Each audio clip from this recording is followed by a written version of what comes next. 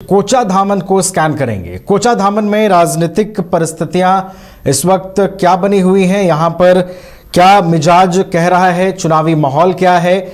जनसुराज जो एक नई पार्टी इस बार बिहार में चुनाव लड़ रही है, बड़े बड़े दावे हैं, उसकी कितनी सच्चाई दिखेगी।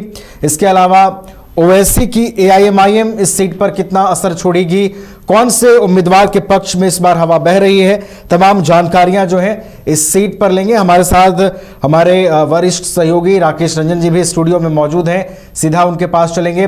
रंजन जी, कोचा धामन सीट भी एक महत्वपूर्ण सीट है। यहां पर अगर आप देखें तो ओवैसी का प्रभाव भी माना जाता है। जनसुराज के मुखिया प्रशांत किशोर भी इस बार दावेदारी कर रहे हैं। क्या यहां इस बार नजर आ रहा है चुनावी समीकरण? देखिए, कोचा धामन एक हॉट सीट है सीमांचल में, और इस सीट पर अगर आप देखिए तो पिछली बार एआईएमआईएम को कामयाबी मिली थी। मोहम्मद इजहार अस्फी जो हैं यहां से चुनाव जीतने में सफल रहे थे। कंफर्टेबल मार्जिन थी 36,143 वोटों की। लेकिन फिर जो है 2022 में जो है एआईएमआईएम के जो 4 विधायक हैं उन्होंने पाला बदल लिया। उसमें आप देखिए तो शाहनवाज हैं जो जोकीहाट से चुनाव जीते थे, अंजार नईमी हैं, उन्होंने भी पाला बदला, सैयद रुकनुद्दीन ने जो है वो पाला बदला, और कोचा धामन के विधायक इजहार अस्फी ने भी अपना पाला बदल लिया। लेकिन इस बार जो है उनको उम्मीद थी कि टिकट मिलेगा, लेकिन आरजेडी ने उनको टिकट नहीं दिया। और ये एक आप कह सकती हैं कि एक अलग तरह की घटना है। पूरा आपको एक जो नाटकीय चीज है वो यहां पर इस सीट पर दिखती है। देखिए, यहां से जेडीयू के मुजाहिद आलम हुआ करते थे, मतलब पहले वो जेडीयू के सीट के टिकट पर चुनाव लड़ते थे। मास्टर मुजाहिद आलम इस क्षेत्र के बड़े नेता हैं, वो यहां से जेडीयू के टिकट पर चुनाव लड़ते थे। उन्होंने जीत भी हासिल की है, और वो लोकसभा का चुनाव भी जेडीयू के टिकट पर लड़ते रहे हैं। लेकिन जब इस बार वक्फ का बिल आया तो मास्टर मुजाहिद भी समझ गए कि अब जेडीयू के सहारे यहां राजनीति करना मुश्किल है, तो उन्होंने भी जुलाई में पाला बदल लिया। और यहां पर इस क्षेत्र में सीमांचल में तेजस्वी यादव को भी एक मजबूत नेता की तलाश थी, तो उन्होंने मुजाहिद आलम को अपनी पार्टी में ले लिया। और जिस दिन ये जो है आरजेडी में शामिल हुए मुजाहिद आलम, उसी दिन जो है ऐसा लगने लगा था कि मोहम्मद इजहार अस्फी का टिकट संकट में आ गया है, और एग्जैक्टली वही हुआ। तेजस्वी यादव ने जो है मुजाहिद आलम को ही यहां से टिकट दिया, और उन्होंने जो है जो बातें कही कि क्यों दिया मुजाहिद आलम को टिकट, तो उन्होंने कहा कि लोगों की ख्वाहिश थी कि मास्टर मुजाहिद लड़ें, इसीलिए लालू जी, राहुल जी और हमने जो है ये फैसला किया कि मास्टर मुजाहिद ही कोचा धामन से लड़ेंगे। और फिर तुरंत वो कहते हैं कि आरएसएस बीजेपी को भगाना है। मतलब देखिए, अगर सीमांचल में आपको वोट चाहिए तो ये नेचुरली आपको जो राजनीति करनी है वो बीजेपी एनडीए के खिलाफ करनी है। इसलिए आप देखिएगा कि सीमांचल में जो असदुद्दीन ओवैसी हैं, जो कि आपको एआईएमआईएम के कौमी सदर हैं, अगर आप उनकी बात कीजिए तो उनकी एक नाराजगी है, क्योंकि उनके 4 विधायक जो हैं वो टूटे और टूटकर आरजेडी में गए। उनको लगता है कि आरजेडी ने उनको तोड़ लिया है और अपने में मिला लिया, तो इसलिए तेजस्वी यादव वर्सेज असदुद्दीन ओवैसी भी आपको सीमांचल में देखने को मिलेगा। और असदुद्दीन ओवैसी जो जितने भी जलसे में जा रहे हैं, सभाएं कर रहे हैं, उसमें वो ये बात कहने से चूकते नहीं हैं। और उन्होंने जो है एक नारा भी दिया था कि 4 गए हैं 24 लेकर आएंगे। तो वो एक पूरी तरह से अटैकिंग है आरजेडी के ऊपर भी और बीजेपी के ऊपर भी।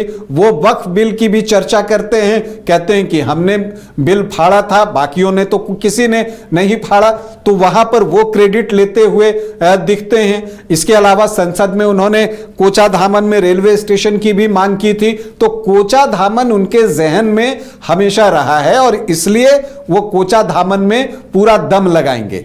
लेकिन एक जो डेवलपमेंट हुआ, जो मोहम्मद इजहार अस्फी हैं, जब उनका टिकट कट गया तो उनके बेटे इम्तियाज अस्फी ने निर्दलीय पर्चा डाल दिया था कि वो चुनाव यहां पर लड़ेंगे, लेकिन फिर उनको समझाया बुझाया गया और वो जो है विड्रॉ करते हैं, लेकिन वो AIMIM प्रत्याशी के समर्थन में विड्रॉ कर लेते हैं। तो एक बार फिर से जो है मोहम्मद इजहार अस्फी के जो परिवार हैं उनकी करीबी जो है AIMIM के करीब हो गए हैं। तो ये चीजें दिखती हैं। इन सब के बीच चूंकि इस सीट पर मास्टर मुजाहिद थे तो JDU ही चुनाव लड़ा करता था, लेकिन इस बार जो है बीजेपी इस सीट पर लड़ रही है और उन्होंने जो है वीणा देवी को टिकट दिया है। राजवंशी समुदाय की हैं वो। तो ये एक एक्सपेरिमेंट बीजेपी की तरफ से भी यहां किया गया है। वैसे अगर आप देखिएगा तो कोचाधामन ऐसा विधानसभा क्षेत्र है जहां NDA को कभी जीत नहीं मिली, जबकि JDU यहां पर जीता है और 2 बार जीता है, 2014 के उपचुनाव में और फिर 2015 में मास्टर मुजाहिद ही जीते थे JDU के टिकट पर, लेकिन वो तब जीते थे जब JDU NDA का हिस्सा नहीं था। मतलब NDA को कोचाधामन में आज तक जीत नहीं मिली है। लेकिन एक चीज और भी दिखता है कि आमतौर पर जो NDA का दल होता है वो हमेशा दूसरे स्थान पर ही आता है। और ऐसा क्यों होता है? ऐसा काउंटर पोलराइजेशन की वजह से होता है। कोचाधामन में जो मुस्लिम वोटर्स हैं उनकी संख्या 72.5% के आसपास है, 72.4%।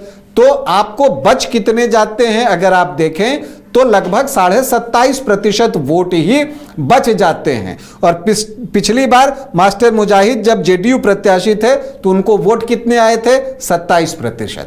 तो ये चीज दिखती है। तो आमतौर पर NDA के प्रत्याशी दूसरे स्थान पर रहते हैं। जो इस NDA से जो भी प्रत्याशी होता है, जैसे इस बार वीणा देवी हैं, वो क्या चाहेंगी? वो चाहेंगी कि ये जो 72.5% मुस्लिम वोटर्स हैं वो AIMIM, RJD और जनसुराज ने जो यहां से अबू अफान फारूक को चुनावी मैदान में उतारा है, उन तीनों के बीच इक्वली जो है वो बट जाए।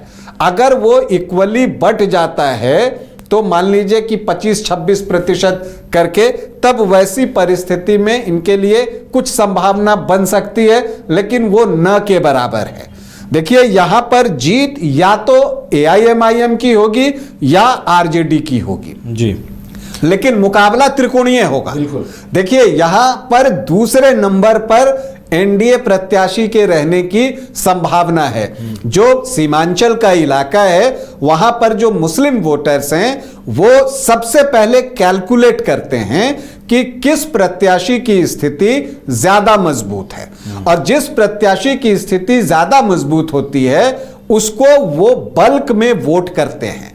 और जब वो बल्क में वोट करते हैं तो जैसे पिछली बार AIMIM को वोट किया तो 49.5% जो है AIMIM को ही वोट कर दिया, और तब जो RJD के प्रत्याशी थे शाहिद आलम, उनको 16.25% ही वोट आए थे। तो ये ट्रेंड यहां पर दिखता है कि उनको पता है कि 27% से नीचे किसी कीमत पर जो है जिसको जीतना है वो वोट नहीं आना है। 2015 में देखिए जब मुजाहिद आलम जीते थे तो उनको 39.25% वोट आए थे, तो वो जीतने लायक पर्याप्त था। इसी तरह से आप देखिए 2014 उपचुनाव में 32.65% उनको वोट मिले थे, वो जीतने लायक पर्याप्त था। यहां पर जिस भी प्रत्याशी का जो वोट है वो 35-40% भी ले आएगा तो जीत उसकी हो जाएगी। तो कोचाधामन में जो स्थिति है वहां पर आपको तेजस्वी यादव वर्सेस असदुद्दीन ओवैसी देखने को मिलेगा। कोचाधामन सीट AIMIM की सीट थी पिछली बार।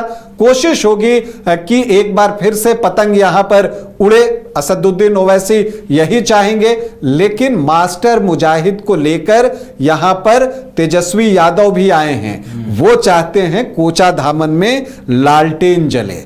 और देखिए दिलचस्प ये है कि यहां से जब एक बार लालटेन जला है 2010 में अख्तरुल ईमान जीते थे, तो वो आपको AIMIM के सूबे के सदर हैं, तो उन्होंने ही यहां पर जीत दिलाई थी RJD को। तो अब इस बार जो है स्थिति दिलचस्प बन रही है और यहां पर मुकाबला आपको ट्रायंगुलर देखने को मिलेगा, लेकिन ये दूसरे नंबर पर एनडीए के होने की संभावना है। एक नंबर पर या तो एआईएमआईएम या फिर आरजेडी, ये तय मानकर चलिए। तो कोचाधामन की लड़ाई भी दिलचस्प है। एक बार फिर से ओवैसी यहां पतंग खिलाने की तैयारी में है, तो वहीं तेजस्वी यादव मास्टर मुजाहिद आलम को चुनावी मैदान में उतारकर वो भी लालटेन जलाने की तैयारी में है। तो मुकाबला कोचाधामन का भी पूरी तरीके से दिलचस्प नजर आ रहा है।